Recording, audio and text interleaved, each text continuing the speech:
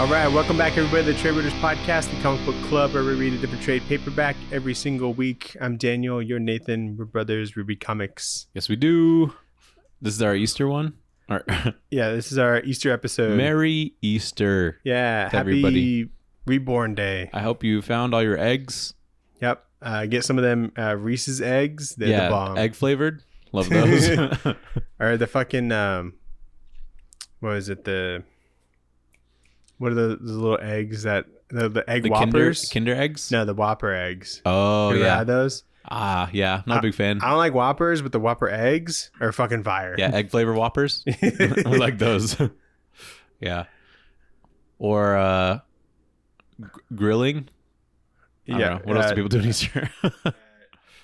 Church. Go to church. Yep, go to church. I'm not going to church, but yeah, you can go to church. But we're a podcast, and we got time codes in our description. Yep. And we got different segments. We got the book, which is Reborn.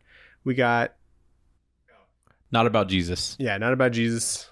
The Back Matter Matters and the poll list. But we start with the news.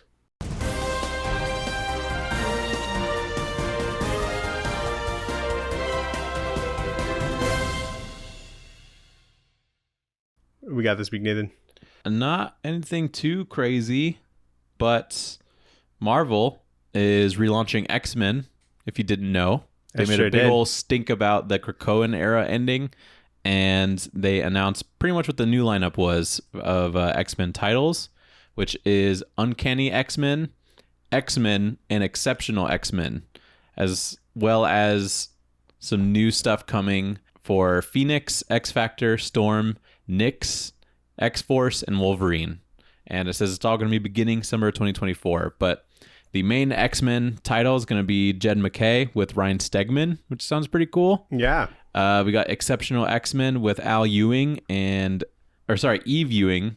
Yeah. And Carmen Carnero. I didn't even know Eve Ewing was like a writer. So, and then Uncanny X-Men with Gail Simone and David Marquez, which sounds pretty fucking cool too. So they got some hitters. Yeah, that's cool. Yeah. You going to be picking up all those? I'm going to be picking up most of the ones that look like they have good art, because that's what does it for X-Men for me. But yeah, I'm really excited to see Ryan Stegman on X-Men. Yeah. He did like a big run on Inhumans, so it seems pretty natural that he'd be good at X-Men. Oh, he did? Yeah, he did Inhumans with Charles Soule. So. Nice. Yeah. So pretty excited to see that. David Marquez, also a pretty elite artist. So I'm just excited to see some new X-Men stuff. I think they're trying to go more status quo because of how these logos are looking like. They look like pretty typical, I would say. So, yeah, we'll see how it goes. I don't really know who Nyx is as a X-Men. Nick Fury. Ooh, maybe. All the Nyx. But a Storm series would be pretty cool, I think. Always cool to see some X-Factor. So, yeah, seems pretty cool. Sweet. That's called X-Men from the Ashes, like the whole event thing, I guess. I guess so. Not important. This is what. Yeah, all the marketing says from the ashes, a new beginning. So maybe it is like an event to relaunch. Yeah. We got a movie trailer for The Crow. Oh, I didn't see that. Do you know The Crow, Nathan? I know The Crow was a comic book. Yep. And that's how everybody knows it. And a bunch of movies. Ooh, yeah. But we care about the comic. Have you seen those? No. I haven't seen any of them. I'll probably watch like the Brandon Lee one. Okay. That's the first one? Or the popular one? It's the popular one. Okay. I think it's like the second one. But do you know about that movie? About the actor? Yeah. Like dying? Yeah. Yes. Like on that set? No, don't. No, yeah, I do. And it's like Bruce Lee's kid. Oh, it is? Yeah. Oh, I didn't know that. Yeah. You didn't know from his last name Lee? I don't just assume that every Lee is a Bruce Lee. That'd be even more insane. But yeah, that's a bummer. Yeah. So I'll probably watch that. Was he the last one to play that character? Or no, there was like a ton after him. Okay, that's what I thought. I've never heard of any of these other movies, but I saw like a clip of like all of them, and they all look pretty much the same. So this one's got Bill Skarsgård, and he's fucking shredded. Is he? He looks awesome. He's got a bunch of tattoos. This crow, it's not your daddy's crow, Nathan. He's got tattoos. He's got like a face tattoo. He's real tough. I saw that picture with all the weird tattoos. He's got like a nipple tattoo, doesn't he? or like his nipple plays a part of the tattoo. Yeah, I think. So pretty cool. Yeah. Nathan, you know Zoe Thorogood? Yes. She's working on a new book called over the next year. She'll be working on it. It's called Head Trauma. Nice. I imagine it'll probably be coming out next year, but for some reason she posted the cover and some of the pages and stuff. I missed on that. Her story. That's cool. It actually might be in like her feed, but looks neat. Yeah. I haven't seen the cover, but based off what you saw, does it look like spooky? It looks like slice of life. Okay. But it might, it might be more than that, Yeah, definitely. So excited for that. I've been like inching along on Impending Blindness of Billy Scott. Yeah. And that's pretty cool because I like seeing like her artwork. Yeah, her stuff's really good. That one is like kind of a different style. It's more like relaxed. Yeah, it's definitely way different than what we saw in like It's Only at the Center of the Earth or I guess she purposely did that one more relaxed, and not like her perfect kind of like style or whatever. Yeah. Well, that was the first thing I saw from her. Oh, okay. And so when I went from that to It's Only at the Center of the Earth, I was like, this is dramatically different. And then she changes her style a lot in that too. So she's got some pretty crazy range. Yeah. She's also an incredible horror artist. Yeah. And so Hack Slack is awesome. Yeah, I still need to read it, but yeah. Yeah, you'd love it. And then I'll probably like check out Rain, that Joe Hill thing that she did. Yeah. Because that seems like that'll be up her alley too. Yeah, definitely. What do you got, Nathan? Dude, I think that's everything I had. Nathan, we got the trailer for the Acolyte. Acolyte. Oh, yeah. The Star Wars one? That's a Star Wars thing. I've never said that word out loud. Acolyte. I didn't see the trailer. Looks pretty cool, Nathan. A lot of lightsabers. What's it about? It's 100 years before the first episode. Okay. And, on a desert planet. People are learning the Force, but there's like someone else with the Force that doesn't like that other people got the Force, I think. Okay. And that's what I picked up from it. All right. I haven't finished Ahsoka, so I feel like a fake fan, but this looks cool. I'll check it out. Yeah. I haven't finished Ahsoka either, so. The girl who played like X-23 is in it. I did see that. You did see that? I forget her name. I saw it just today. I did too because I looked it up. Oh, fuck. It's a hard one because like she spells her first name weird. It's like Cagney or something. Maybe her last name. It's Daphne. Daphne? Something. It's like D-A-F. Daphne Fernandez. Or Daphne Keene Fernandez. Daphne Keene. Daphne Keene. Sick. So that'd be cool. That comes out at a certain point. June 4th. Nice. Maybe we'll read a Star Wars comic. I don't know. That would be cool. I like that. We'll see. Some pretty cool stuff. There was... Did you look up news? No, I just remembered I saw news, but I didn't screenshot it because I didn't know much about it. But there was like a story trailer for a new Marvel video game coming out. Marvel 1943. Nathan. Yes. And it's going to have... It's the... Rise of Hydra. It's the Captain America Black Panther game. Yeah.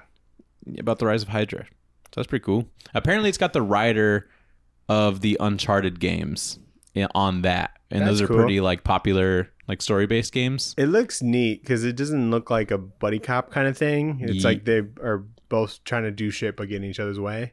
Yeah, I don't know. I wonder why Black Panther was there. I didn't really listen that closely. Yeah, I was watching when I wasn't supposed to be. Okay, makes sense. Makes sense. But yeah, it looks cool. Coming in 2025. Mm-hmm. Before you got here, I was playing the Guardians of the Galaxy game. Oh, nice. And it's awesome. Yeah, it's a good game. Like, I played for like 10 minutes or something, but I'm like, I love this game. Did you go into a big group huddle and you're like, yeah, we could all do it? No, not even at that part yet. Oh, okay. I haven't even played with everybody. It's like a mechanic. That's part of the game. That thing is kind of like corny but fun at the same time. I just like places that have like maps that aren't just a straight road of where you're supposed to go. You can like veer off here a little bit and like find shit. Open world? It's not, well, I don't think this is open world, but like at least it's not like so like a trail that's so obvious, you know? Because I don't know what I'm picking up, but I'm like, fuck yeah, I found something, you know? I was so happy when I saw the Chip Zdarsky like suit. Oh, yeah. The one that was created by him and Chris Anka. Chris Anka, thank you. The only thing I found is like the Rocket Raccoon like 2014 movie, like the jumpsuit from the jail. That's cool. I have that. So yeah, like it's just like the very simple game mechanics I'm a fan of. Yeah, that's good. And then last thing I got, Nathan, Omnibus is officially on iPhone. Yeah, you got it. You got some sort of early access thing before, I guess. So did they update it? Is it like better now? It looked the same. It didn't say that it updated. Oh, okay. I think my apps might automatically update, but yeah, it's official now. This is good news because probably what's next on the roadmap is stuff that's not Apple. Hopefully Android support. The other, as people would say. The just as good. I like Omnibus because they prioritize what's important. You know? Dude, you only had an iPhone for like 2 years. Yeah. Maybe even less. I don't know. Yeah, it's pretty cool. Not going back. That's the news. Nathan, what book did we read? Dana, we read Reborn. We sure did. By Mark Miller, Greg Capullo, Jonathan Glapian did the inks for it. There's a colorist whose name I don't really know how to pronounce, but it's like FCO. They call him like FCO, but that's just short for Francisco. Oh, yeah, cool. Yeah, FCO did the colors, and I don't know who did letterings. Nate Picos. Oh, there he is. And he did like the designs, so I think he. Cool. Did all that other cool shit. Yeah, this book bangs, dude. Did you like it? Yeah. Did you read this before? Yeah, I've read it all before. Really? Okay. But I enjoyed it more the second time, I think. Really? I did not have that experience. Really? Yeah, because I think I hyped this book up because I like gave it to like Mike. Oh wow! You know, I'm like, dude, you got to read this. And then he like damaged one of them. He did? Yeah, but he replaced it. Oh wow! Which is fine. So, he's like, I felt bad, so I got you another one. I'm like, you should feel bad, and you did the right thing. Yeah. So. What was it? I think what I do. So it's got like kick-ass art, right? Yeah. It's just like I just remember some of the things that happened hit harder the first time I read it, you know, and we'll get to that. But like, I guess when I was just a wee lad, you know, when this came out and very young in my comics reading experience. Yep. To where when I read this, I'm like, oh, this is so cool. And now I just feel like it blends into a lot of the stuff that I've read, I guess. Okay. But not a very good explanation, but it does have kick-ass art and the designs of like the monsters and shit are really sick. Yep. I like the pacing. It's like the Mark Miller pacing. Yeah, I think it's very bingeable, which is good. I think a lot of his stuff is. Yeah. It's also like I flew through this. It's also like a pretty simple idea that feels like it has a lot to get creative with, which is cool. There's definitely a lot of room. But I have some questions. Okay. And you can ask them right now or not like right now as we go. Okay. I don't even remember them. I wrote them down at some point, but I like it. I think it's just, it leaves a lot of room to be creative. I do know that they were planning on having like 5 volumes of this at some point, dude. And then they also talked about like a TV show or something. They're talking about like a board game and shit. Board game, and I mean, at the time I was like, okay, cool. When it came out, I was like, oh, another one's coming soon, and it says like end of book 1. I'm like, more is coming, but what was this, like 5 years ago? It must have been, probably like 5 years ago. So yeah, the concept overall is really sick. You know, I like what the story is, but I guess like just how things played out wasn't that exciting to me, you know? Yeah. And for 7 issues, it feels like they cover as much ground as like 5. Is it 6? Or 6 issues, sorry. Yeah. There's like a double sized last one. It does, but I like more check marks, you know, rather than like longer issues. Yeah. So was this the thing that Greg did right after Batman? Yeah, this is like the first thing. Okay. And that's a pretty good follow-up, I would say. Yeah. Like a Mark Miller book. Well, he also went back to Batman doing like the metal stuff. Yeah, but I think it was this, and then he went back with Scott to do metal. Yeah. Is that sound right? Yeah. And I think he just did that a bunch. Yeah, so he did a bunch of that shit. Until now where he's at Marvel doing something. I've just seen that cover on Wolverine that he did. No, he keeps posting stuff. And really? I haven't been looking that closely. It must be... He's going to Comic-Con. We can ask him. Yeah. Oh, so is Derek Robertson. Did you see that? I didn't see that. Did you meet him last time he came? I met him at Samurai Comics on Free Comic Book Day. Okay, cool. Yeah. I haven't met him, so that's a cool thing. Yeah, he's really nice. Nice. I think I told this on the podcast, but I didn't know they had to like pay for signatures, and he was like making people pay for signatures, and he told me that, and I was like, oh, okay. But we were like talking anyway. And then the guy that was like right next to me left, and he was like, I'll sign your shit. I just didn't want to sign your shit for free because I made him pay. And I was like, wow, what a guy. And I was like, yeah. I guess how it works is like artists and writers and stuff will be like kind of like sponsored almost and pay for like tables at Comic-Con and stuff. And so they have to like charge for signing so that those sponsors get their money back. I'm or cool something. with that. But I was just going to the comic shop and I was like, oh, it'll be there. So that's cool. And I was going to go get like money and I'll be like, yeah, I'll just come back. There's like an ATM like right outside. So I told him that, but he was like, I'll just sign it anyway. You're good. And I was like, what a guy. And then I bought the 3rd issue of his Constantine run and I haven't ordered the first 2 yet. So, ooh. But anyway, issue 1, Daniel. I feel like there hasn't been a lot of books that you liked and I wasn't like as excited about, you know? Like I feel like Blue it's and Gold. That was the last one probably. Yeah, probably. And that was a minute ago. Yeah, so it opens up with like a sniper on a rooftop taking out a bunch of civilians, including an old man named Harry. But when Harry wakes up, he's in a younger body in like some mysterious land, and there's like a war that's like just starting. And is this like the bloodiest Greg Capullo? I was about to say, like, I forgot that Greg is like good at blood. Yeah, like, violence and shit. He probably displayed that a lot when he was on like Spawn. Yeah, he did like 100 and something issues of Spawn in a row. So like this is probably something he's very used to. But I just like, but it's also kind of like a statement because he's like, this ain't your fucking Batman comic, you know. This is like I'm doing some blood and shit. This isn't your T for teen. Yeah, book. Exactly. So I was like, fuck yeah, this is a good start. Yeah, he probably had to hold back like so much when it came to Batman. Oh, I know. Because I don't remember a drop of blood in that book. Yeah, but he's getting into some brawls in that book. So it's like, yeah. The wife of that old man named Bonnie is still living, but kind of at the end of her time. And she's afraid of a stroke happening sort of at any time. She's talking to her like granddaughter about it. But one night she does have a stroke and is sort of like remembering her life as she's being like rushed to like an operating room type thing. And you know how happy her husband made her and what Harry meant to her and stuff, but ultimately passes away while she's being operated on. And we see, this is like probably one of my favorite pages Greg's ever done, is just like this memory chandelier sort of crashing on her as she's dying. It's very unique. It's a good composition. Real quick.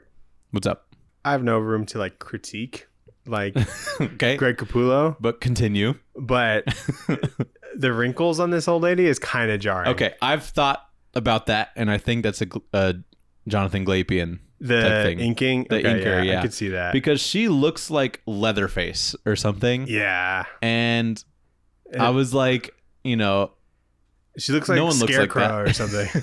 Yeah, she does. But yeah, so that, I think that it's like should have he been just- like colored and not like black lines. It for should have been. inks, you know. But he loves to do that shit. Jonathan Glapian. Yeah. But yeah, I agree. I feel like it's like a little bit distracting. Okay, yeah. So not Greg. Uh-huh. It's all in John. They were all at Comic-Con. I should have like been like, what was that about? I was like, what is this? What is this horror icon that you've designed? But no, I agree. As soon as I saw her, I was like, Jesus. But there's not like a lot of her like that. Yeah. So Bonnie wakes up also in a young body in a strange land that's also like right in the middle of a war. And when the bad guys see that it's Bonnie, they freak out and they start to retreat. And Bonnie finds out that they think of her as like the savior of Adistria. And they've been waiting for her, but like specifically her, like Bonnie, including her dad, who is a warrior here, which is pretty cool. Her dad was dead on Earth, but is alive here and is a cool warrior. There's a band called Adestria. Really? They're really fucking cool. Oh, okay. Nice. Yeah, check them out. That's cool. They only have like one album, I think. Maybe that was also part of like Mark Miller's plans for like this book. Is just like steal we're creating shit. a metal band. Because like I saw that, I'm like, good band name. I'm like, wait. I'll have to check them out. It's That's a good cool. band. Dude, maybe Greg could like dude, I didn't know that Greg did fucking like album cover art. Did you see that? Oh, in the he did back like matter? he did like Korn. He did Korn, Disturbed, and yeah. Five Finger Death Punch. Fuck yeah. And I was like, I've seen all of these album like covers. And it like totally looks like Greg did he art. do Freak on a Leash? No, it's like Approaching the Edge or something. I think that's what the album is called. Is that like the hopscotch thing? It's the hopscotch one. He did that? Yeah. That's fucking iconic. Isn't that insane? That's so fucking cool. Because it like I never would have like pieced those two together. And I like that he's And, like a metal person. yeah, too, you totally. know? And He like plays guitar and shit. Disturbed, pretty fucking huge as well. And like Like, their the cover biggest, art like- totally looks like his art. You know, yeah. It's just cool. Because I know Fuck yeah. I like when comic artists are commissioned for that shit. Because like Mike Allred did like the Monkees or something. The Monkees? Yeah, like Kees. It's like I think it's some European band, but like one of their albums is just Mike Allred art. I see Jock do like movie posters like all the time. Yeah, he does like indie movie posters. Dude, and I love drawing movie posters. So sweet. More and more now, just so cool. They're like, you know, photoshopped or whatever, or like colored to look like normal movie posters, but like with him doing like the pencils and stuff, it's super pretty sick. much. Yeah, what a cool job. Mm-hmm. I love how in this world there's kind of like somewhat of a balance of like sci-fi and fantasy, because there's like spaceships in this, and they're really cool design. Yeah, I'd say like it's perfectly his style. Like it's like a dark fantasy, I would say maybe, or like dark sci-fi fantasy, but he nails it. Like he's really good at doing dragons, but he's also really good at like drawing people with like axes and shit and like lasers. So it's like it's all shit that feels like he's playing to his strengths. Yeah, but I think he's just goated. Like I think you could have given him a comic about like a soccer game or something, and it would be like the coolest fucking comic of all time. So I don't know. Yeah, he is great when he's able to just kind of design his own shit, you know? Even stuff that's like designed already that he's like Batman or whatever. He does really well with. Yeah. But it's actually more like 70% fantasy stuff and 30% sci-fi. I think I would have preferred like a 50-50, but yeah. It's still pretty cool. Yeah, because I feel like the people that Bonnie like sides with in this, they have more fantasy based things, and it feels like the bad guys have some more science involved in what they're doing. So yeah. I agree. I feel like it could have been a little bit more balanced, but yeah, that's cool. She's, you know, talking to her dad, who's like this weird warrior dude. In like this page where he's like in battle and he's got like his axe that he's like jumping in, I'm just like, this shit rocks. So issue 2. Nathan, what? You forgot to mention. What did I forget? That not only is her dad there, but her dog, Roy Boy. What a sick name for a dog. Great name for a dog. And he's like a big ass wolf. He's got armor. Yeah, he's like Twilight Wolf size, and he's got armor on him. Yeah, and a nice little saddle. He's so cute. Yeah, he's the best character. By far. Issue 2, Bonnie learns more about Adistria. Is that how you say it? How did you say it before?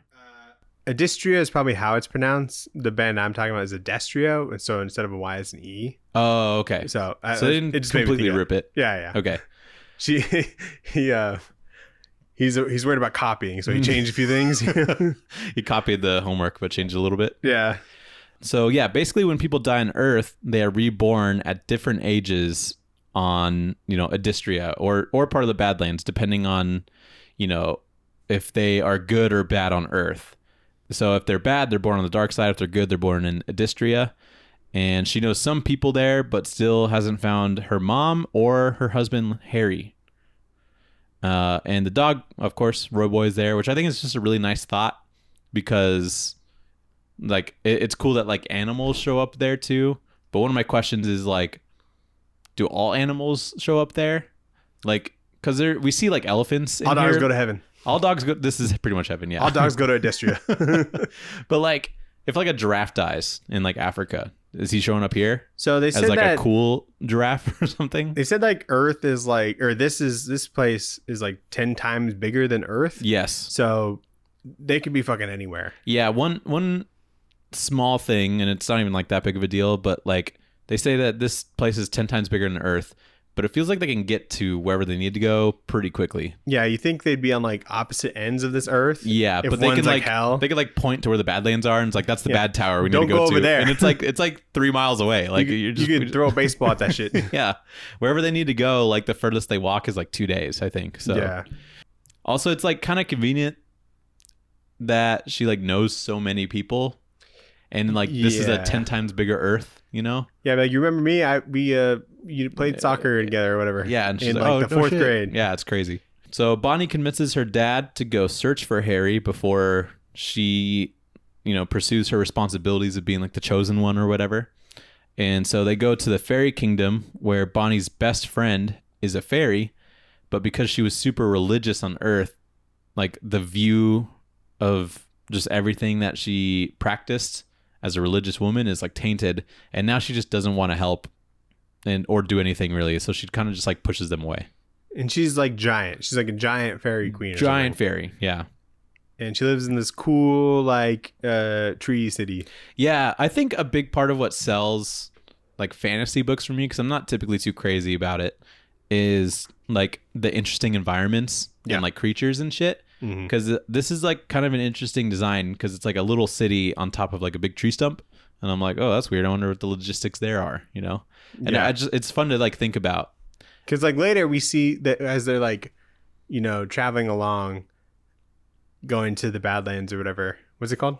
The Badlands, yeah. Badlands. There's like these two like beasts that are just ramming against each other. Yeah. And they both have cities on their backs. I'm like, get out of here. And I'm like, what? Look, take me there.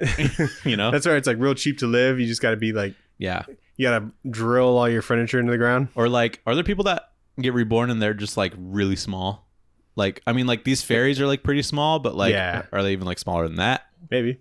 But I also like that your personality on Earth affects how you get reborn, because it makes it feel like the stuff that you do on Earth isn't for nothing, because you're just going to be reborn here anyway. So I think that's kind of cool. Like if you're a better person, you're just stronger, yeah, which is cool. I'm like, I like that. Yeah, that's cool. Because then... But also, like, if you're super duper shitty, like the villain in this, he's like the strongest with bad power or whatever. Yes. And I have questions about that, because he does not look like... Unless he looked like that as a person on Earth, you know, why does he get reborn as like a big devil man? Because he's a bad guy. And so maybe bad, if you're like... you turn ugly.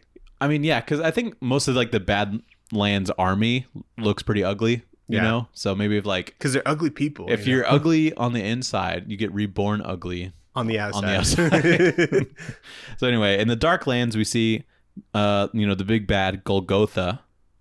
Golgotha? I think Golgotha rolls off the tongue, but it might be Golgotha. I think Golgotha is probably what it is. It's a dumb name. He's like their leader, who finds out from General Frost, which is Bonnie's old cat, that Bonnie has arrived. And General Frost wants revenge because he was neutered by Bonnie. And that's his whole arc. And I think that's maybe the funniest line in any Mark Miller book. Absolutely. Because he's like, my testicles were removed when I was 9 months old. And he's like this cool looking cat dude, you know? And he's so menacing looking in that panel. Yeah, because it's like, I was her pet in the old world. She caused me a lot of pain. My testicles were removed.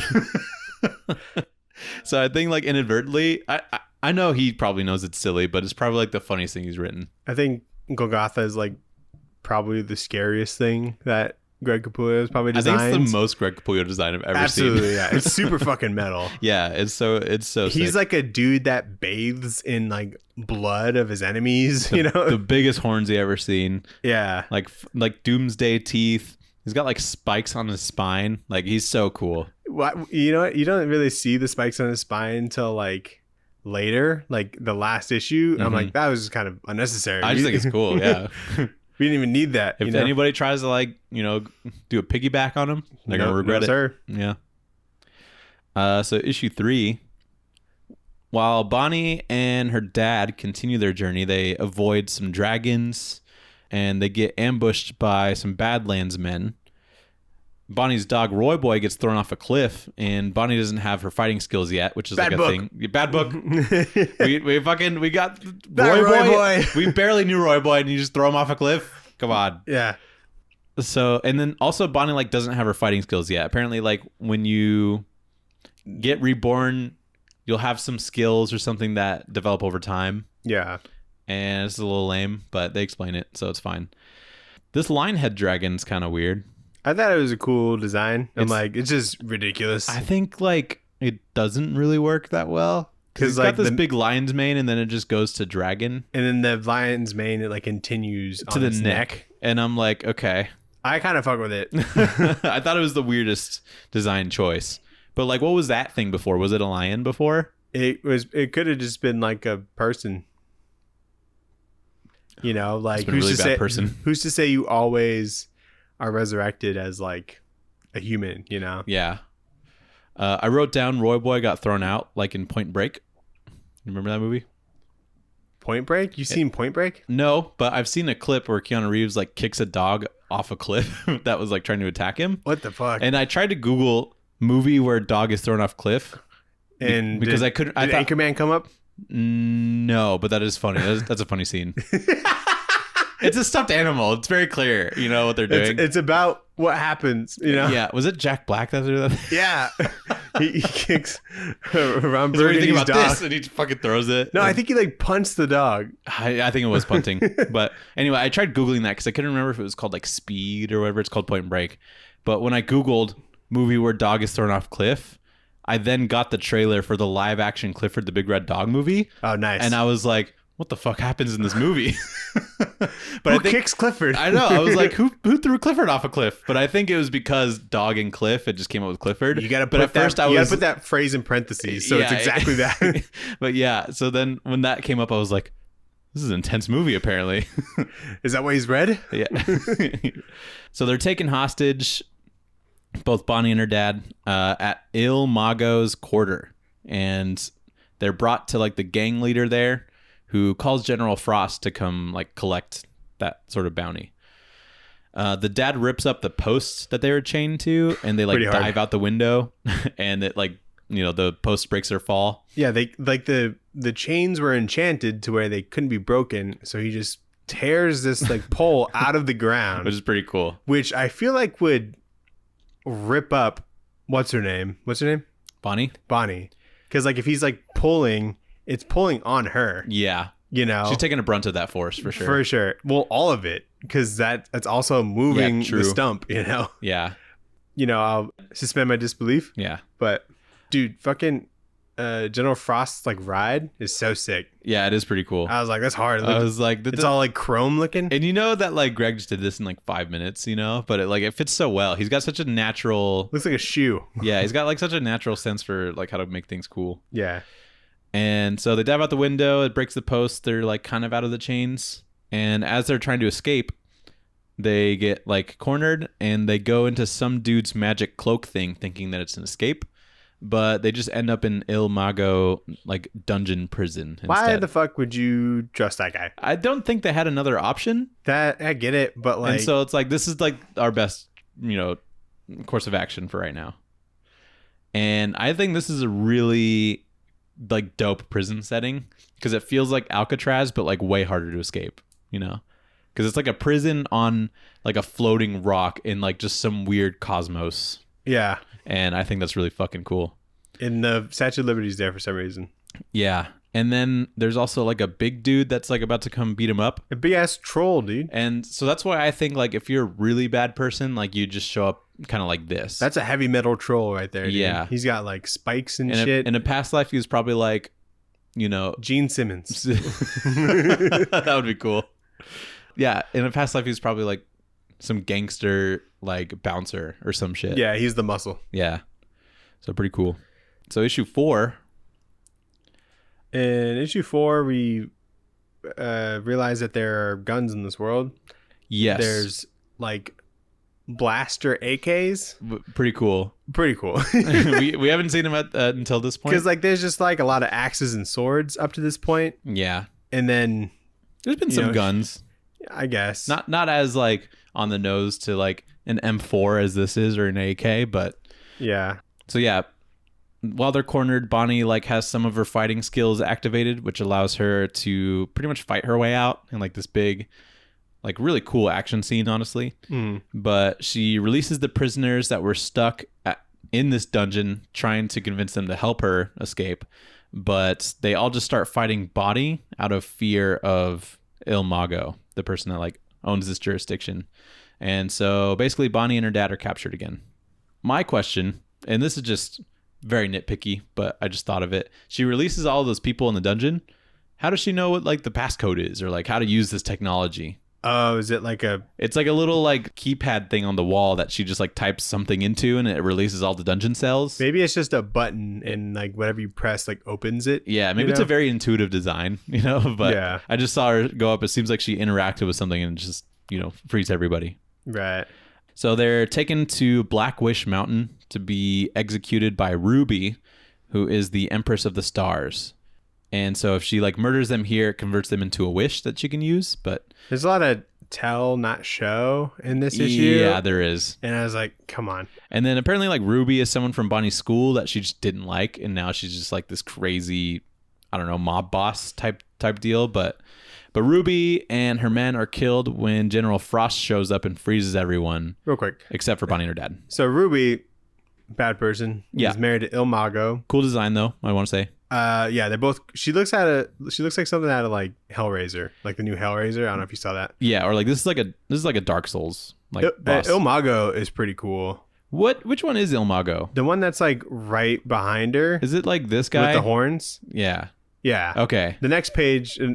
They really seem to hype him up for him to like get really no play. Yeah, he's got like a whole territory, and that like, doesn't matter. I feel like Ruby should have had the territory because she looks like someone that you don't fuck with. Yeah. Il Mago kind of looks like a goon.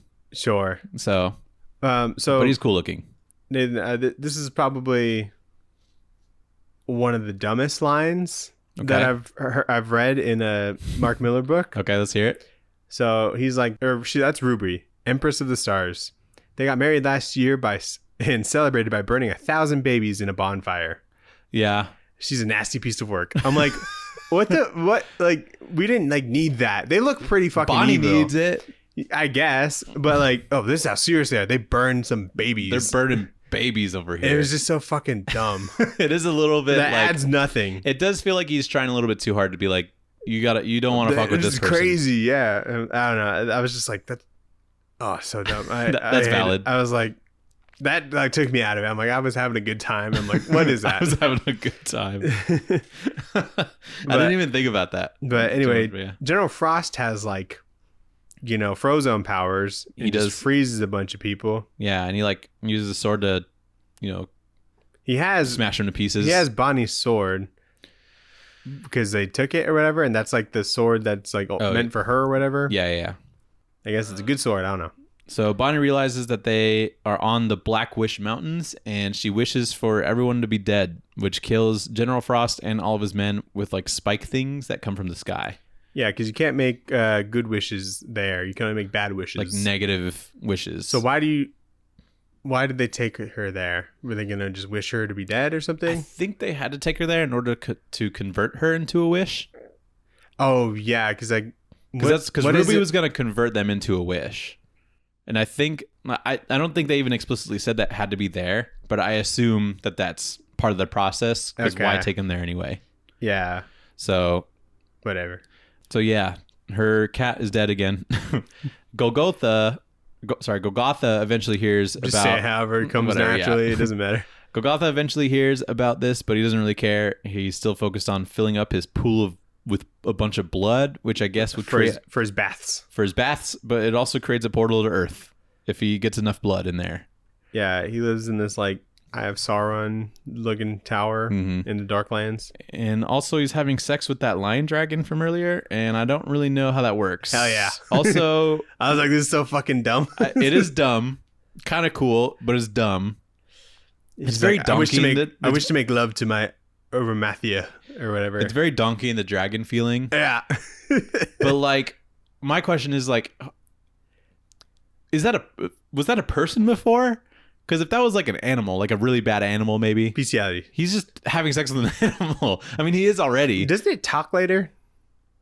I think it does talk. But anyway, this like dragon thing is like ready for him. Yeah. She's like posted up.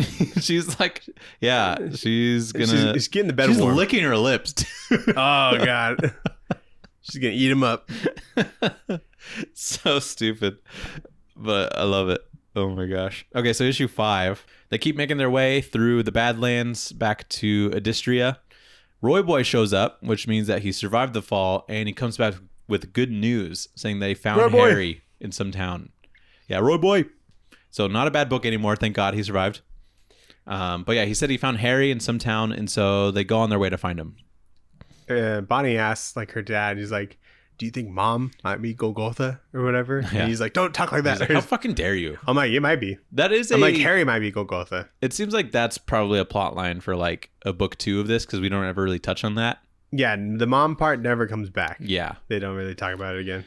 I love all the effort that's put into just like these background like creatures. You talked about some of them have like cities on their backs, but like they're just crossing this bridge, and it's very clearly a page for Greg to just cash out later on like the pencils maybe. Oh yeah. But it's still So cool looking. Like there's like fighter jet looking things that are here. This 6-armed dude who's like some sort of like hippie wizard or whatever.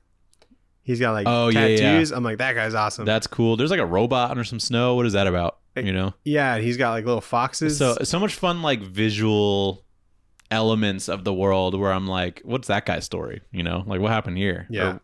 So I think that's what part of what makes this like a fun fantasy book for me. Just random ass shit. Yeah, I like random shit like that. It's like, what the fuck happened there? I mean, like Star Wars. It's like a bunch. It's like there's a fantasy dartboard and like a sci-fi dartboard, and he's like, wow, what do we got? Big robot in the snow, you know. Or it'll be like weird shaman dude with 6 arms, you know. Yeah. So, but yeah, I mean, like if you think about it, I think part of what was able to breathe so much life into Star Wars, just like all these like random aliens at the cantina or like everything you'd see in the background that they don't really expand on. Yeah. But it's fun to think about what that might be. And I think that helps some of that context. Yeah. I feel like that it was something so specific that they were able to nail in that movie. Like just kind of like Star Wars-y, like aliens. Yeah.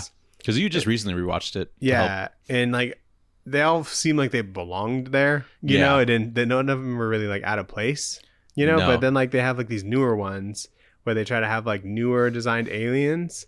And I'm like, what is that? You know? And I'm like, that doesn't feel Star Wars-y, you know? Yeah. But it's hard because you don't want to just do more of the same. You don't want more like Tusken Raiders, you know, just kind of doing whatever. Like, yeah. It's recognizable, sure. But like you want it's like one of those feeling things. It's one of those problems I bitch about that I don't have a solution for, you know? Yeah. It's like, I don't know about that, you know? Yeah, because it's hard, I'm sure. Like one of the ones where I was like, what is this? Is like, remember in The Mandalorian, there's that like frog lady? Yeah. Or lizard lady? I can't remember what she looked like. It was a frog, yeah. And I was like, this is just a frog. You know, is that really Star Wars-y?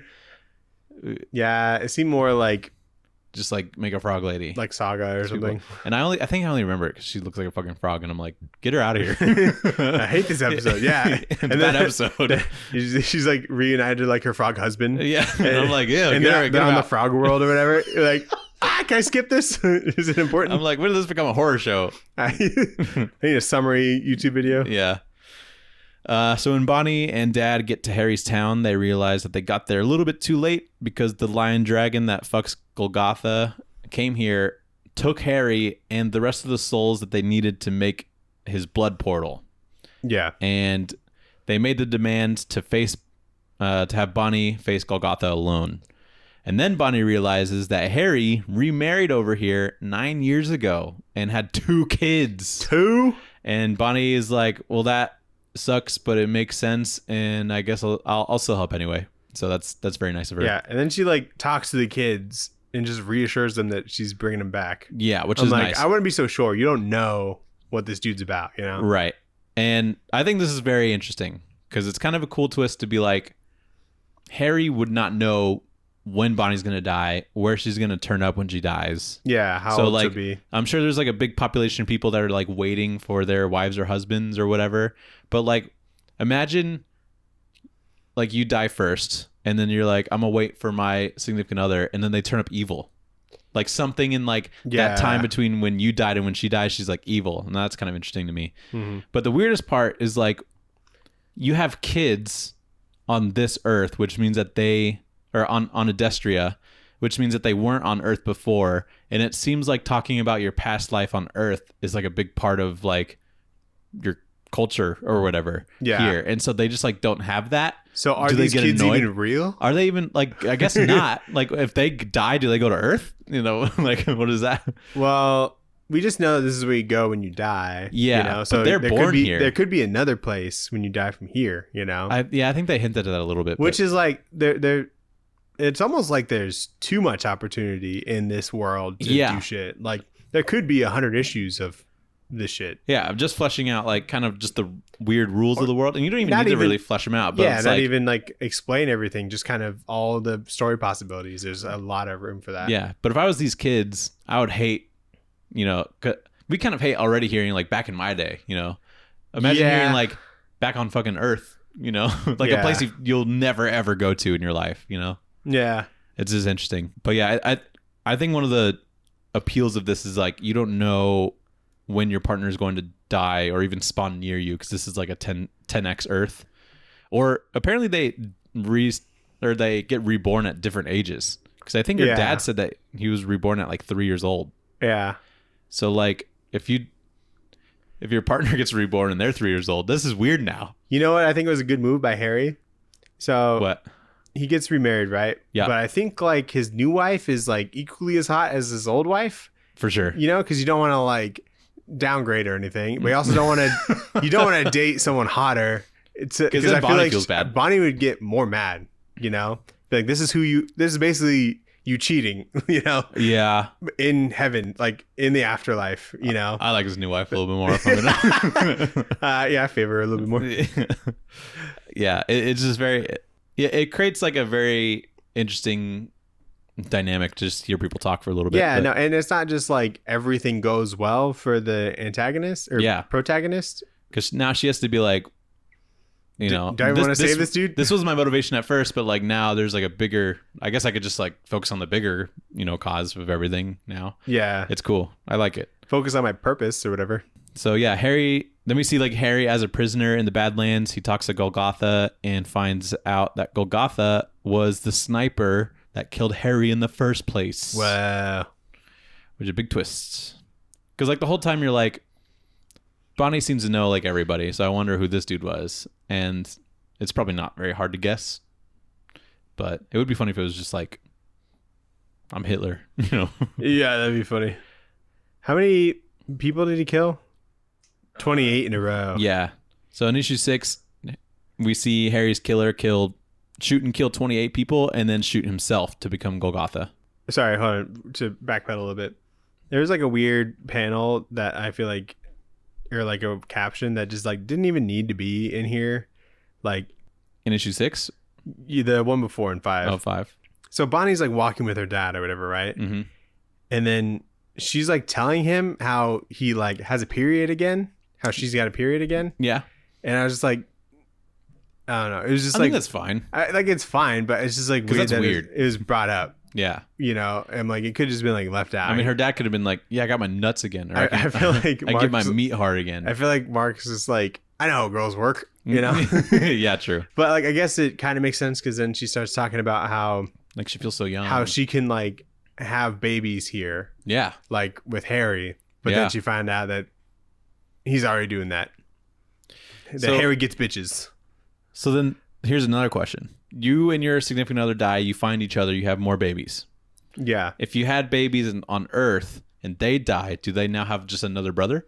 Yeah, they get more siblings. Oh, that'd be kind of crazy. Yeah. Because it's like, I didn't ask for you. I guess you never do. But like, you're not even a real kid. Yeah, you didn't I feel hang like out with me on Earth. Yeah. So that's a fun family dynamic now. I feel like they would feel like half sisters, you know, half brothers. Yeah, it would have to feel like that, I would assume. Or, yeah, it's like, what, we weren't good enough? You didn't just want to like wait for like 30 years? Yeah, why did you wait for me? We could have been a big happy family again. Yeah. You replaced me, basically? You just wanted to restart to have babies? Well, no, they could just be like, well, we were young again. We're horn dogs, you know? Because then if there's like a third afterlife, and then those 4 kids die or whatever, then they can have more, and there's just like these galactic I don't know how to interterrestrial generations. Yeah. You know? Bizarre. I feel like just it'd be really hard to keep track. Yeah, it would get very fuzzy very quick. Yeah. You know? Anyway, so back to 6. Sorry. Yeah. So Golgotha, he was like Harry's killer. We never see his face, which I think is an interesting creative choice, like on Earth. I really like how it looks, though. How it's just like black under this hood, and then the eyes and just teeth eyes and pop out. mouth. Yeah. So Bonnie and her dad show up to the Badlands, to Golgotha's castle, and they're both there talking to him in front of like thousands of soldiers, like they just brought themselves. And then Arimathea, the big lion dragon, goes to attack Bonnie, but then Bonnie's best friend, the fairy queen, shows up with all of her little fairies to help because she had a change of heart. Right before that, before they get to the castle, yeah, there's a panel in this that is just like the trade cover. Dude, I noticed that too, and I was like, wait. I don't know if I like that or not. Like I'm like, spoilers. Is it like exact same? It's not exactly the same. It's pretty close, though. It looked like it was redrawn, but like Yeah, because she doesn't have like a gun. She has a gun in the trade thing, in like the trade cover, but she just has a sword. It's pretty close, though. Yeah. Yeah, I did notice that too, and I was like, okay. I think it's fine. Yeah. But I feel like this fairy queen lady, I forget what her name even is. Like Becky or some shit. Some shit like that. But she has like crazy powers. Like she just turns this scary lion dragon thing that we were supposed to be scared of this whole time into like flower petals. Yeah. And I'm like, it seems like you could have been super helpful from the start. You know? If you just weren't a huge bitch. Yeah. But Bonnie starts fighting Golgotha, and she starts feeling like a little bit weird, and she can't really use her powers too much. Golgotha starts drowning Bonnie in his like blood pool to be like the final person to be sacrificed before the portal can open. But Bonnie actually wakes up back on Earth after being resuscitated from her like coma that she was on after her stroke. And so she's like back on Earth, and she starts saying to like her granddaughter, saying like, this is what was holding her back. And then she like immediately goes into cardiac arrest, killing her on Earth, but throws her back to the Badlands, where she can then sneak up on Golgotha and kill him. And that, I think, is an interesting plot point. It explains why she doesn't have like her powers or whatever. Yeah. And I'm like, what a interesting like little twist. So if you go in a coma in near death, you can go to this world. Yeah. Or like if you die for like a couple of minutes, you know, and you still have the chance of being resuscitated, maybe you don't have everything yet. It's crazy because like it could have just like ended there if she like lived, you know? Oh, I think that would have been so bad. It would have been bad, but like I get it was set up to where she's in like a world on Earth that, you know, she's ready to go, you know? So even like seeing like her granddaughter and shit, she's like, nope, take me back, you know? I think and so she didn't seem very torn about this, about the situation. She was pretty set on like, okay, I'm going to die right now. She's like, oh no, fuck this. And then she like life? I don't think so. She like starts her own cardiac arrest or something. Like maybe she's just so stressed out she couldn't handle it. But just holds her breath. Her poor family. She's like, oh, we got Grammy back, and then she dies again. She doesn't even say goodbye, or she's or like, I shouldn't be here. You know, I'm like, that's kind of dark to hear from your grandparents. Dude, I know. That'd be like, scarring. Like, make it like this opportunity to be like, I love you so much. Goodbye. I'm sorry. Stuff like that. I have to go. But literally, it's just, fuck out of here. I shouldn't be here, Barbara. That's what she says. Yeah, bold B. This is what was holding me back, and then she dies.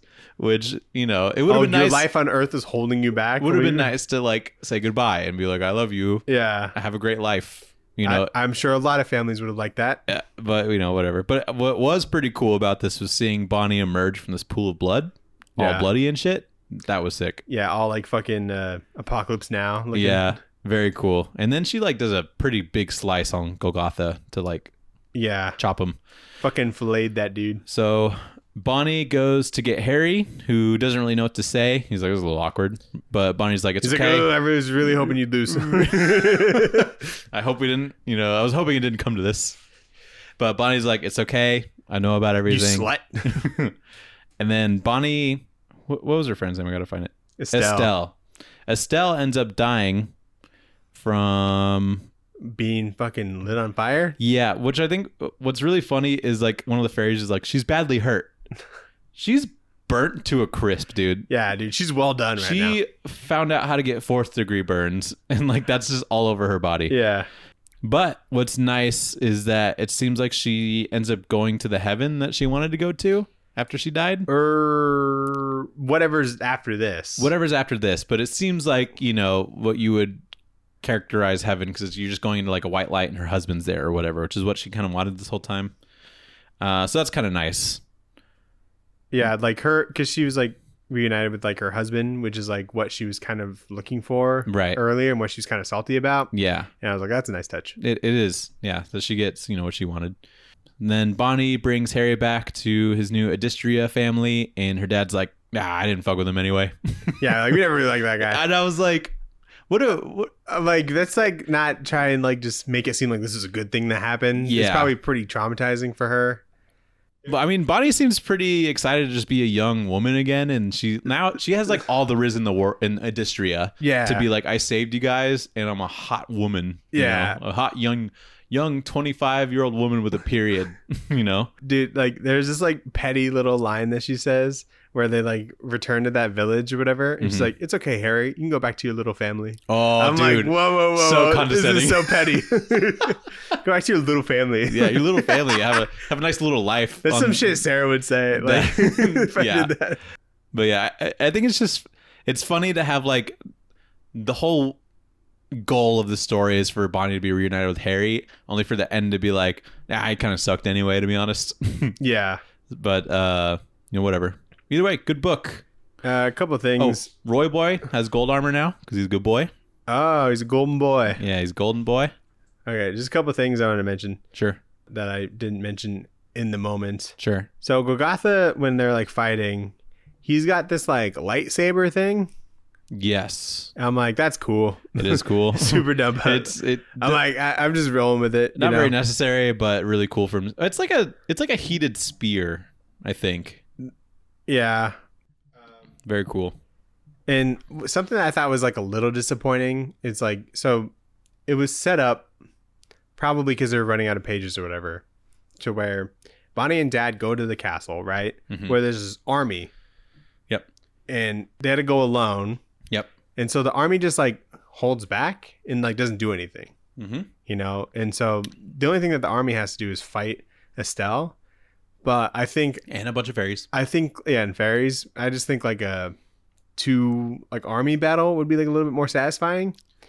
Yeah. But that's probably like a ton of work. I feel like if Estelle can pop in with a bunch of fairies, she could pop in with a bunch of Adistria people. Yeah, and it would be at that point, I wouldn't question that. Right. Maybe she can only teleport the fairies or something. Mm-hmm. So on page like 132, she's like, "We're going to win, Dad. Don't even countenance the idea of failure." Do you know that word? No, I do remember. Don't even countenance the idea of failure. Let's see. Yeah, look it up. I read that and I was like, I think I know what that means, but it's just a fancy word. I was like, that is a fake word. Countenance. There's like 4 different definitions. There's look, expression, or mental composure. I don't think it's that one.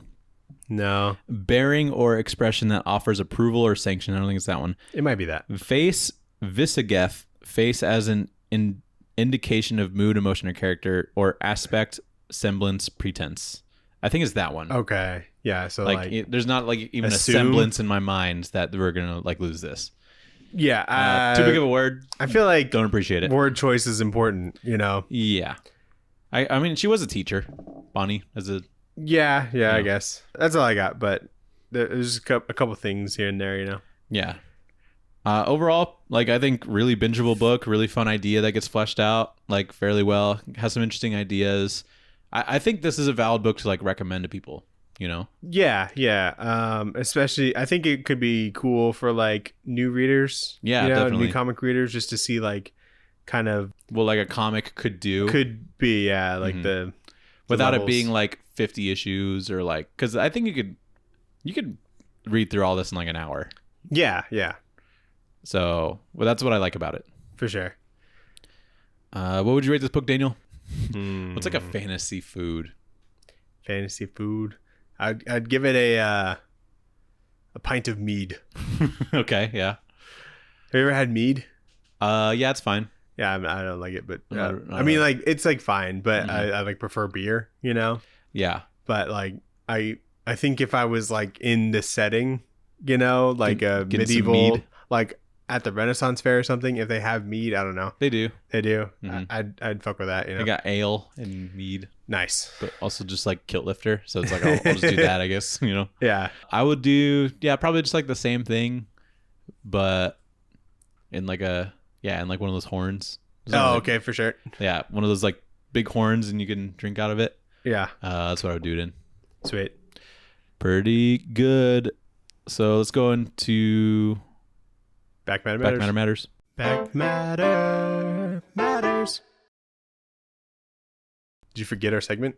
I did. Well, I just remembered that we normally rate the book after Back Matter Matters, but whatever. Yeah, there's no rules here. Yeah.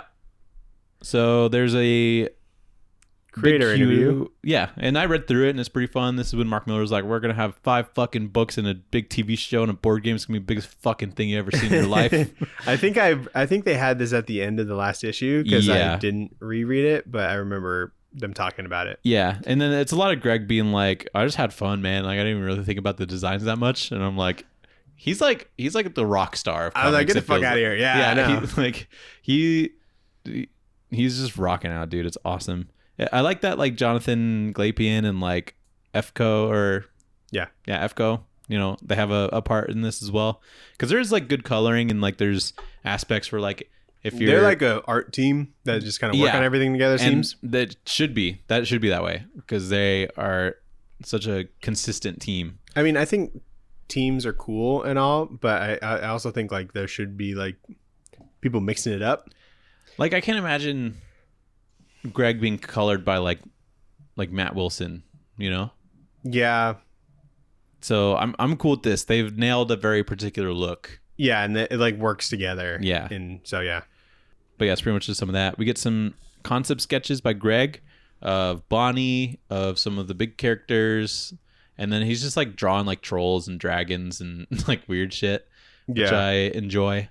Some Roy Boy designs, some Badlands creatures. Then creator bios. And then creator bios, which is where I found out that Greg did the cover art for those bands. Five Finger Death Punch, Korn, Disturbed. Nice.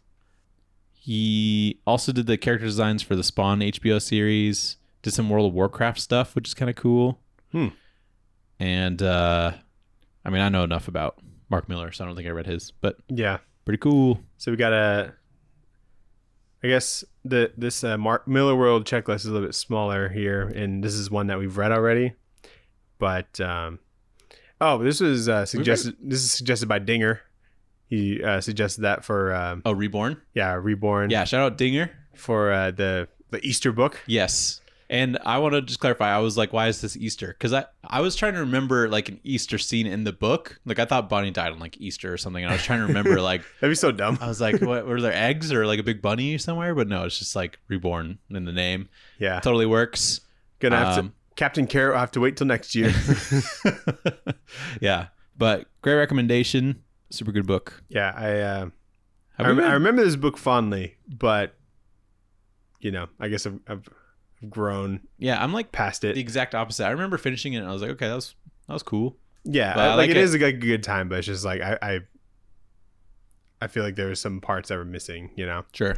But anyway, like when Bonnie like first died in like the first issue, I remember like crying because I thought it just like hit so hard. Really? I don't know, just like how like death was like described and stuff, and how like you feel like in your last moments. Yeah, I think so. I thought that was like kind of like touching at first. Yeah, there's a lot of like very deep like prose from Mark about like just life and like thinking back about your life and stuff like that, especially in your final moments when you're like the most vulnerable. And I think he plays into that like super well. So I could see that. Also, you know, on this read, I got like a little teared up from when she was like reunited with like her dad.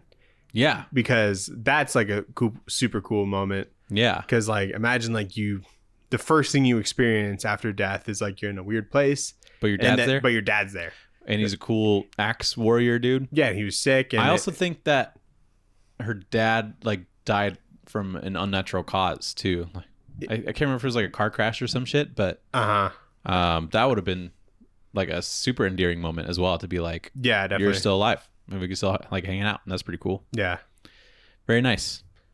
So let's get into the pull list.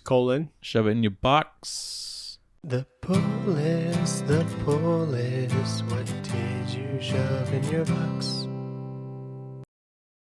We got this week, dude. I have so much in my box this week. 4 books in my box that came out this week, Daniel. No, that's not that much. Green Lantern War Journal #7. I thought that was going to be done. Apparently it goes up to at least 10 because I saw it in solicitations, so I got to start it. I thought you were caught up on that. I mean, like, I'm going to have to reread it because I don't even remember what happens. Oh my God. So, don't you hate that? Shit came out like fuck, this last year. I need to like, I mean, I'm pretty much caught up on every other Green Lantern. You got to lock in, Nathan. I do have to lock in. Justice League versus Godzilla versus Kong #7 also came out. Was it 7 or 6? 7. So is that the last one? I don't know. I'm going to keep reading it though. Alrighty. As long as they put it in front of me. I think it's 7. World's Finest #25. Yeah. And then Man's Best was everything in my box. I pre-ordered that one. Sick. So I got that. That's the one I'm probably most excited about so far this year. By pick up anything, Randy? Pache Show and Jesse Lonergan. And nice then I picked up Dawn Runner. Yeah, dude, the Ram V one. Ram V, Evan Cagle. Yeah, that looks cool. It does look cool. Like, and I even flipped through the art to make sure I like really fuck with it. And I was like, I was just gonna get it based off the cover. Yeah, I've followed Evan Cagle for like a long time. Has he done anything I would know? He did Superman and the Authority. He did one of those issues, I think, with Grant Morrison. I thought that was Mikhail Janin. There was like points where it was like Mikhail else. Janin and like other artists. Okay. But he did one of the ones there. I want to say it was that one. Okay. But like I've followed him on Twitter for like a really long time. He did some other book too. But, nice. Yeah. So really excited to read everything that I got. You didn't get the DC April special? I was already getting so much, dude. I was like, dude, I was looking at it. I was like, when am I going to read this? Yeah. And I was like, fuck. But I did see that John Layman has one of the stories and Phil Hester has one of the stories. And it's a Detective Chimp story. And I'm like, fuck, dude, this would be really cool. So I don't know. Anyway, I got some of those, and then Tenement #10. And I should, read any of the Bone Orchard Mythos stuff, but I have all of that. So I'm sure you'd love it too, Yeah, I'm sure it's fucking sick. I got that. And also, Nathan, I got some shipments. Some shipments. Nathan, I broke the seal. I went in. Oh God. On something, a new habit, a new obsession. Okay. And I got my first graded book. Yes. Do you have any guesses? Oh fuck. I mean, give me a hint. It's something that we've read on the show. A graded book of a thing that we've read on the show. It's a #1. Wow. It's a 9.8. Is it like Venom? No, that's very expensive. 9.8. The raws aren't that bad. Is it The Many Deaths of Layla Starr? I didn't see that grade. It's actually not an expensive one. Oh, okay. I don't know. What is it? What do we got? Is it 52? No, fuck that. That would be cool.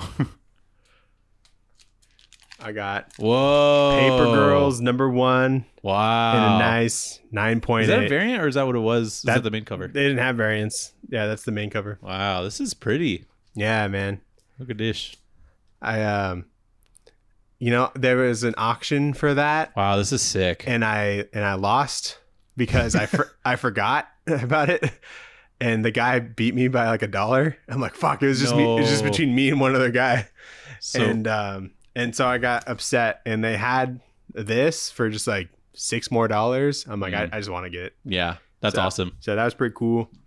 Very nice. You don't have any other graded comics? No, that was all of it. That's my first one. Really? Yeah. You never gone to like Comic-Con and gotten a graded comic? No, because everything's like very expensive. It's hard to find something that's like you can find good the deals. right price, but Like I'll definitely look a little bit more into it. That Teen Titans graded one I got wasn't too bad. And that's like probably my favorite one now. What Teen Titans one? The like George Perez, Marv Wolfman, like new Teen Titans, like the one that everybody like knows, like that one. But I didn't get that one. I also got like just some other stuff, some filler stuff that was missing. Okay. Like, I didn't have like Big Game #4. Oh, okay. Oh, dude, I got Weird Work #1 since you let me borrow yours. Okay. But this is a Mike Allred variant. Oh, Isn't that sick? very cool. Yeah. So that's fun. I have the rest of it, and I saw that they also had like a fun cover. They also had a fucking Tradmore.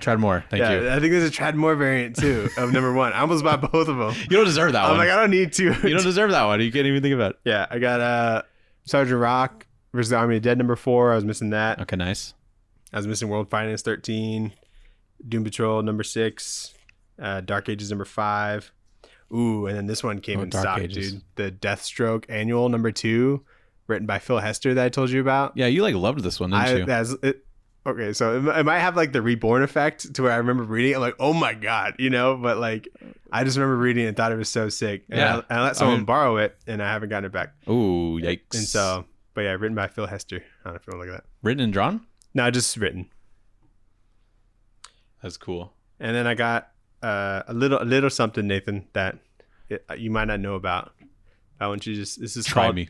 the Americomics Special, Sentinels of Justice. It's like a very old book. Why don't you take a look at that, see if you notice anything. It's got Blue Beetle. Mm-hmm. And it's Americomics, like the publisher. Right.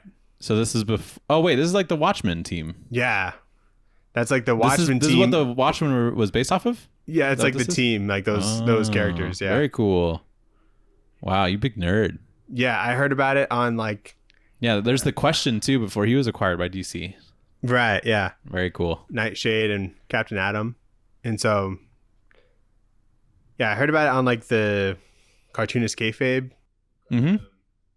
The Ed Pisker like YouTube channel. Mm-hmm. And I was like, what? That's a real thing? I didn't know that they were ever like in a book together, Oh, yeah. Yeah, so that's like probably my oldest comic that I own, 1983. Mm. And do you want to do an unboxing video, Nathan? That's a good haul. I got my second haul, which is a different shipment of the trade sale. Yeah, let me see what you got. Oh, Oh my God, that's a big box. came in 2 boxes, Nathan. Jesus. Speaking of paper girls, I got the Paper Oh my Girls God. compendium. Lots of paper. Yeah, tons of paper. Killing lots of trees here. Is that everything? That's everything. Wow. All 37 issues. And then I got big Invincible compendium. I'm gonna have to borrow that from you. I've been thinking about just reading all of Invincible. The first 47 issues. That's further than I got. I like have read it all, and I'm like, and I've wanted those. Those have been in like my wish list for like years. Dude, yeah. And that's a good thing to just have. I need to immortalize it, Yeah, definitely. And speaking of Invincible, I got Invincible Compendium 2. Let's go. Did you get all of it? No, they didn't have the third one. Okay. Well, that one's at least probably the easiest one to get your hands on. The second one? The third compendium. Yeah. So if you ever decide to complete it, because there's only 3, right? Yeah, 3 compendiums. Yeah. I didn't get the hardcovers because like I don't really like reading hardcovers when they're that big. Yeah. Paperbacks. As long as you got everything. Yeah. Very cool. All right, here's box 2. Box 2. This one came with peanuts. Okay, nice. The comic? No. That'd be sick. You ordered so much shit. Imagine that's how they like do the filler. They fill it with peanuts. Comics. You get a free peanut comic. I got Superman Space Age. Oh, that's hardcover, awesome, dude. Yeah, dude. Very cool, man. You really fucked with that book, didn't you? That's awesome. Oh yeah, I wanted a copy real bad because I have number 1, but I didn't get the rest of it, and then we read it digitally. Mm-hmm. And then I got the graphic novel of Dune. Wow. That's based off of like the book. There's like 3 of these that make up like the first book of Dune. Wow. So I got the first one of that. How old is that? That must have been 2020? Really? Yeah. Wow. That's when the hardcover came out, or when the hardcover. Oh, okay. And then I got the Black Hammer. Oh, the library edition. The library edition. Yeah, dude. That's how I read like Black Hammer. What a fantastic way to read. Dude, I know. Yeah, my buddy at the time he like let me borrow the library edition, and it's such a great way to read. And it's Black fucking Hammer. Big. It is. I love the oversized shit. It is huge. It's sick. So this is like the first run and like the annual. Man, what a tasty haul this has been so far. Oh yeah. And then I got the second one. Let's go. That's awesome. Yeah, so this is like the... So that's everything, This is the Age of Doom. And then the Cthulhuese one shot. And then the World of Black Hammer one shot thing. The encyclopedia that they have. Wait, all of the World of Black Hammer ones? So this is the Age of Doom, and then they had this like one shot thing that was kind of like an encyclopedia that explains the world, and then that's in this. So there's one more of these, and then I think another one will come out for the end or whatever, for like the end, and then Last Days of Black Hammer and stuff. Black Hammer, man, that's awesome. Just a lot of peanuts. Let's go. Good haul. Do you want to take a guess on how much the omnibuses are, the hardcovers? Everything there. Yeah. So you had 2 Invincible compendiums, Paper Girls compendiums, 2 Black Hammer Library editions, Superman Space Age, and Dune. Yeah, it's 7 books. 7 books. It was a pretty good sale. 30% off. Yeah. Oh, okay. It's not as big as I remember. And then they're also like marked down from full price, just because they're used. I'm gonna say like $250.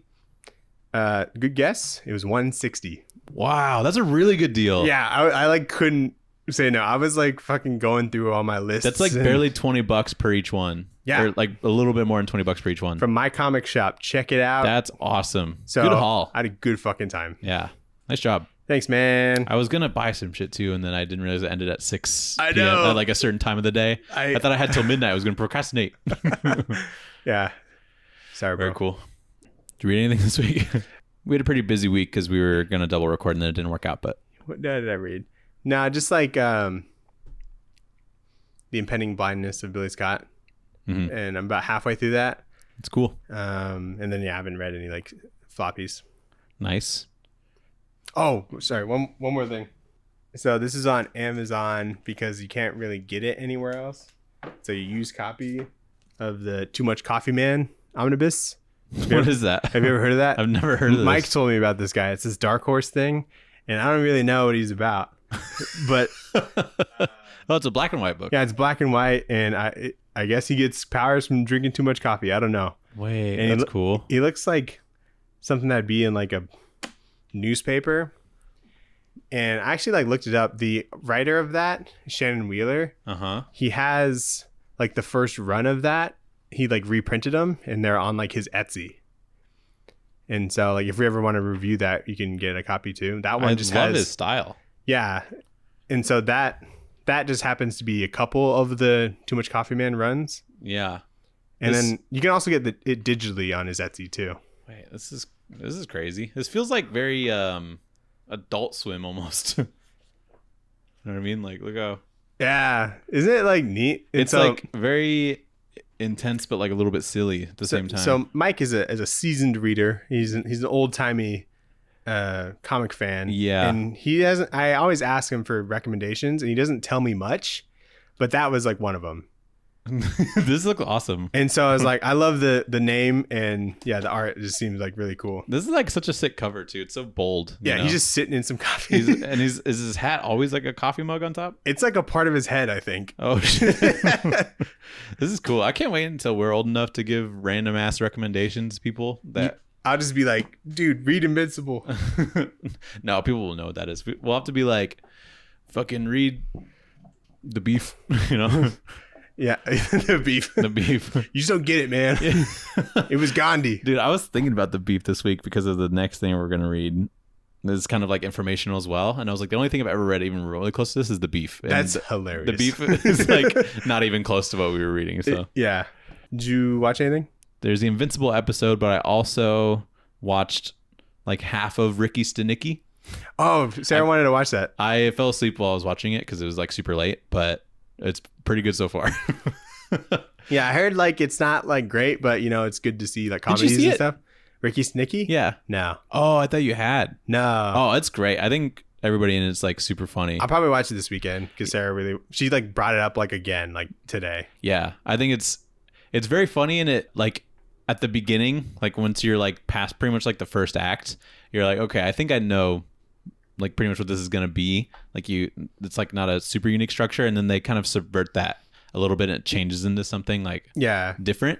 And I really appreciate that like aspect of it. Cool. But John Cena, top tier comedy in this one. Yeah, I really like seeing Andrew Santino and stuff. I think he's pretty funny. Yeah, good for him. So this is like probably the biggest thing he's been in as far as like other actors that he's like acting with, because it's like Zac Efron, and John Cena, and there's like, who's the dude that leads all the Comedy Central roasts? The bald one now. Jeff Ross? Yeah, he's in it. Huh.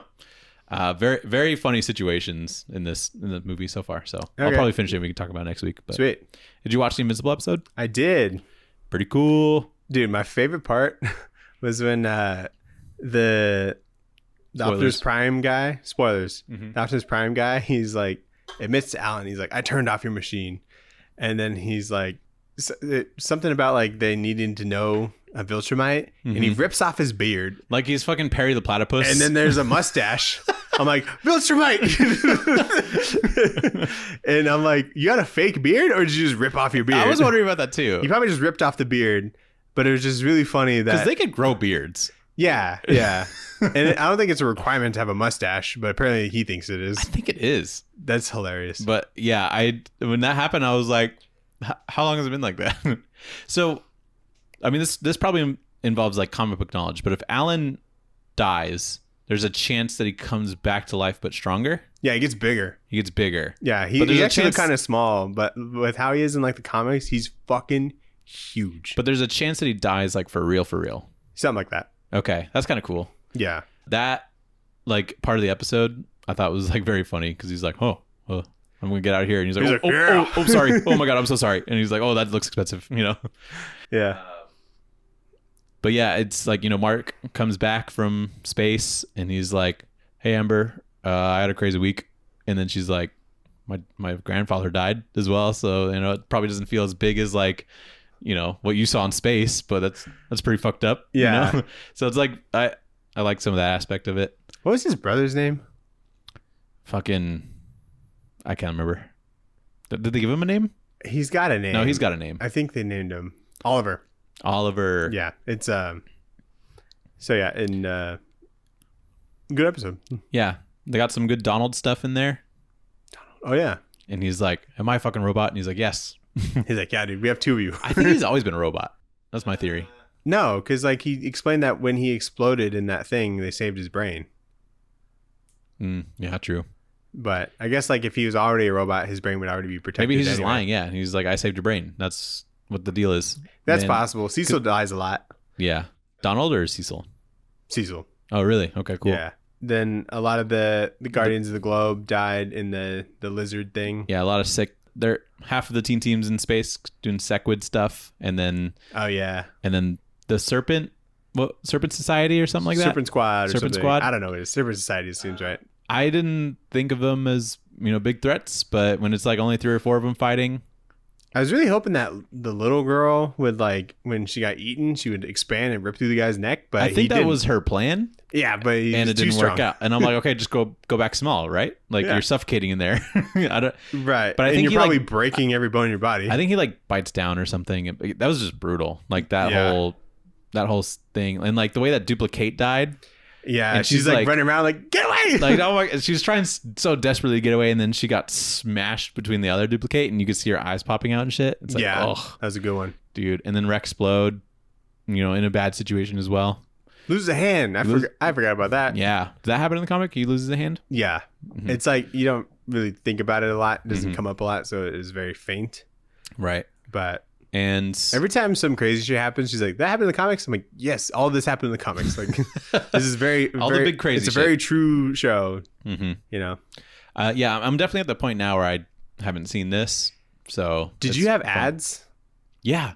Yeah. So Amazon has ads now. It's fucked up. I heard some shit that they like purposefully had the second season delayed.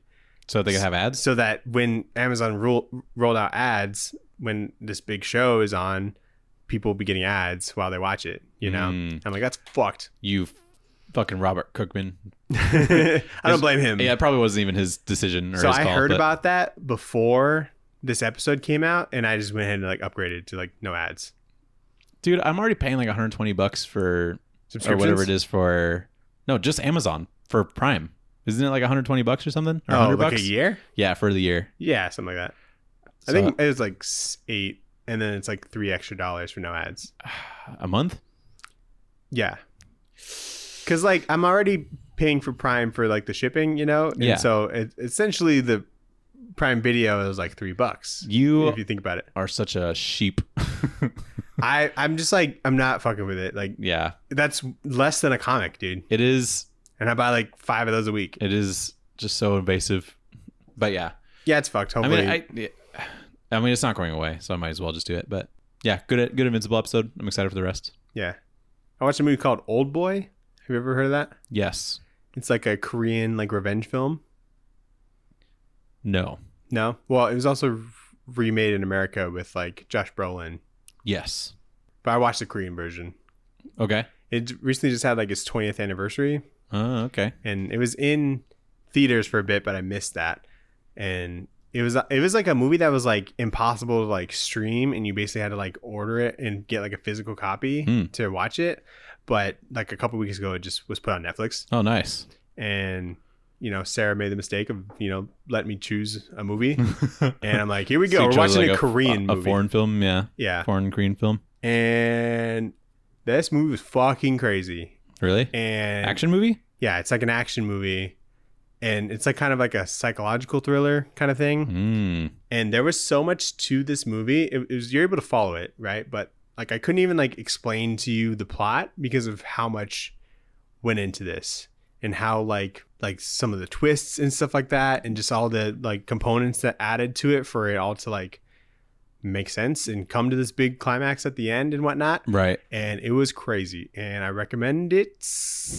Okay. Cautiously. Okay. It's not for, you have to be kind of like open-minded, I guess. It's like there's like some weird stuff, some like weird decisions. Okay. And there's some like gross stuff, but like it's like a foreign film, Okay. But you will not guess the twist, and that's good. But yeah, it's good. And so I'd like to spoil it for you, but I like couldn't. Because you don't understand what happens? Or? I like understand it, but like I'll miss stuff, and it wouldn't make sense to you. It's better with the context or whatever. Good. Yeah. Okay. But that's cool. Yeah, if you get a chance. It's like 2 hours. Mm-hmm. Did Sarah like it? I don't think so. But she watched it, and she wasn't like on her phone like a lot. Okay, that's good. Yeah, it's based off like a manga, but like they changed a lot in the movie. Mm-hmm. So I might read the manga. I don't know. Very cool. Anyway, did you watch anything else? No, but I started Psychonauts 2, which is a video game. Okay. Pretty good. I played Psychonauts 1 like a super long time ago, but it's like a adventure game about a dude named Rex. John Rex. Hold on. Rexaplex. Sorry, it's Raz. Raz? For Rasputin. But basically it's like this dude like joins this team called the Psychonauts, who have the ability to like go and jump into like people's minds and understand like their psychology, and they have to like fight their way out of some situations. But it's the second game. I like it because it's like very creative, because you have to fight like people's regrets and people's like insecurities, but there's also if the art style feels like a prime like Nickelodeon TV show like in the 90s, and that's part of like what I like about it. And like compared a lot of what? Like Hey Arnold? Yeah, kind of like stuff like that, or just like some almost like Invader Zim type stuff as well. For sure. So like here's just like some of the characters that are like designed, and so they're just like very funky and like a little bit I don't really know how to explain it, but yeah, it's that pretty looks fun more so like far. 2000s like animation that isn't like Disney. Yeah, it'd be like if Tim Burton did some like Nickelodeon shit. That's what I would put it as. That's a good one. And it's just like a very creative game, I would say, just because of how trippy the concept is in general, and it's like just pretty fun gameplay. So I'm very like early stages into it, because I played it for only like an hour and stuff, and I'm just mainly getting through the tutorial. But it's a good game. So it's single player. It's a single player like adventure campaign kind of thing. Yeah. Okay. Yeah, definitely. First one's great. And so you played like the first Raz one? like loves comics, and he wants to join like the Psychonauts because of like what he's read about them in the comics. Oh, for sure. And so he's like always carrying around like these comics, and when he sees something, as he's like joining the Psychonauts, he's like, oh, that's like in Tales of whatever issue 145 and stuff, and I'm like, I fuck with this guy. I forgot about that aspect in general because I wasn't reading comics when I first played the first game, but I've never heard of that. That's cool. It's really good. So I will play more of it and tell you how it goes. But pretty cool. Nathan, what are we reading next week? What are we gonna read next week? Is it the beer one? Is that what's slated for next week? Yeah, I'll probably edit the beer one first. But what are we gonna? What else are we gonna read next week? Do we have anything that we're supposed to be reading after that? You know, Nathan, Godzilla comes out. We again? Could read a Godzilla comic. Yeah. What? Wait, the Godzilla Kong one? Godzilla X Kong. Holy shit. The new Empire or the. I feel like we just read Godzilla. We sure did. Okay, what Godzilla are we gonna read? I suggest Godzilla versus the Mighty Morphin Power Rangers. Whoa. That's so funny you say that because I was going to suggest we read the Dan Mora Power Rangers book. I don't think that's a thing because we haven't found it, but it is a thing. Next best thing, like because I do want to read like normal Power Rangers. Yeah. But just because Godzilla's coming out. So what is it called? Just Godzilla Power Rangers? Versus Mighty Morphin Power Rangers, yeah. You down or are you not down? You just got to say you're not down and we don't have to read it. I don't think so. Okay. Maybe next Godzilla movie. There's also the Civil War movie that's coming out. So you want to read Civil War? Civil War. We just read a Mark Miller book. That's true. I was just going to suggest like either that Power Rangers run or like Super Sons we could do, or like maybe like a Chip Zdarsky Daredevil perhaps would be fun. So we could do Go-Go Power Rangers or Super Sons. What do you prefer? Oh, fuck. You're going to hit me with that? Yeah. I haven't read Super Sons since it came out. And it's supposed to be... I don't think I've... Did I read it? I think I did. But it's got Jorge Jimenez. And I don't think we've done one of his books, have we? No. Let's do Super Sons. Okay. But I want to keep this Power Rangers in the back pocket because it's like become a pretty big comic. Says who? Dude, like lots of people. I mean, do you know how you saw how many they had 100 issues? Did they? Yeah, because of Go-Go Power Rangers? No, of Power Rangers stuff in general, like Mighty Morphin Power Ranger stuff in general. Yeah, there's a lot of that. So I think in the comics, boom publishing world, it was pretty big. Okay. So eventually I want to read that, but I want to do Super Sons cuz that sounds cool. And I'm reading Sinister Sons. That'll be a nice addition. So yeah, Super Sons when I grow up. Like sick. What song? Or what? Pussycat Dolls? The Pussycat Dolls. Yeah, just like that. Sweet. Super Sons. Let's do it. One of these next 2 weeks, we also got the comic book story of beer, which will be cool. Yeah. And thanks everyone for watching. Thanks for listening. Check out the Linktree in the bio. Like, comment, subscribe, stuff like that. Watch this podcast. You can watch the videos, see our faces and some of the panels. Tell us if Godzilla Power Rangers crossover is good shit. Yeah, and tell Nathan to read it. You can email us at tradewaiterspod@gmail.com. Rate us 5 stars. Yes. And thank you. Goodbye. Thanks, y'all.